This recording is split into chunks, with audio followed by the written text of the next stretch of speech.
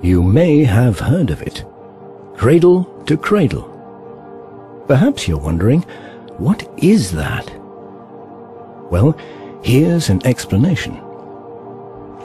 About 160,000 years ago, the first Homo sapiens started to evolve into who we are now, consumers. In 1804, Earth hosted 1 billion people. Now we have increased to over 6.7 billion, and every day around 200,000 people join us on this planet. In modern culture, we are surrounded by commercial products. Products that make our lives pleasurable and more convenient. So imagine there are 6.7 billion of us. This means mass production. Being able to produce all these products means we need resources, and lots of them. But there's a problem. During all these years, we've kept on using resources, but using without thinking of reusing has led to a potential problem. The time will come that there will be a resource scarcity, sooner than most of us realize. And the other problem is waste. Most companies are still working with a take, make, waste industrial system. Carefully designed products are thrown away quicker than before. There's a clear need to react to these problems. Luckily, they are getting more and more attention from both companies and consumers. 2 strategies can be indicated. Firstly, the strategy to minimize. Use fewer materials. Use less energy because of more energy-efficient technologies, and with that, reduce the carbon footprint. But this still only postpones the moment resources will be exhausted, and despite reductions, with an increasing world population, volumes keep growing. You could say this current approach is known as reuse, reduce, and recycle, and though this is a good start, it is only being less bad. Let me introduce Strategy 2. Rethink the way we make things and use materials effectively. This is not about being less bad, but about becoming 100% good by improving quality. We can start working from a vision where waste equals food.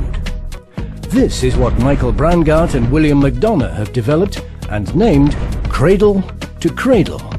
So, while a good start is to reduce the consumption of materials and stimulate recycling, and minimize the amount of energy used in a product life cycle, Cradle to Cradle is about keeping all materials in continuous cycles, stimulating the use of renewable energy only, and celebrating diversity.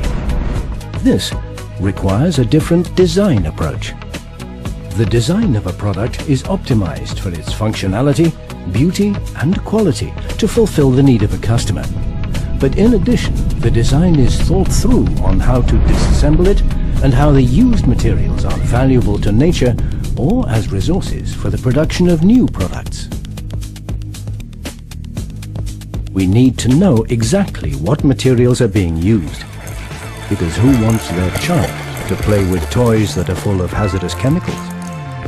In cradle-to-cradle design, every part of the product is designed with the intention of bringing it back in the technical cycle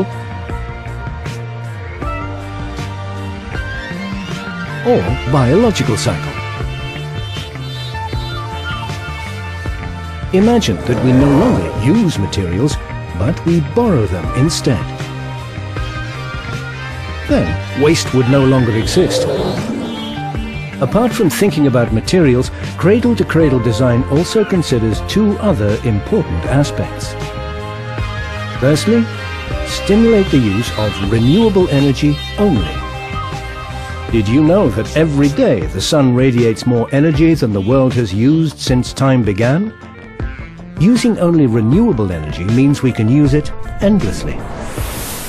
Secondly, celebrate diversity. Look around you. Look at nature as the best example of diversity.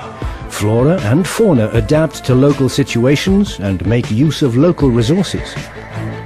With cradle-to-cradle design, companies can differentiate with innovative products and make money with 100% good stuff, designed for its functionality, beauty and quality.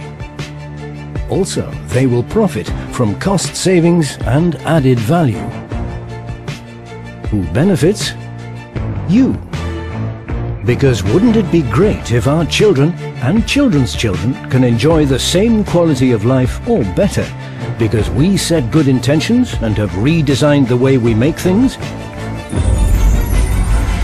This is what motivates us. Rex. Inspire, create, act. Cradle to Cradle is a registered trademark of MBDC.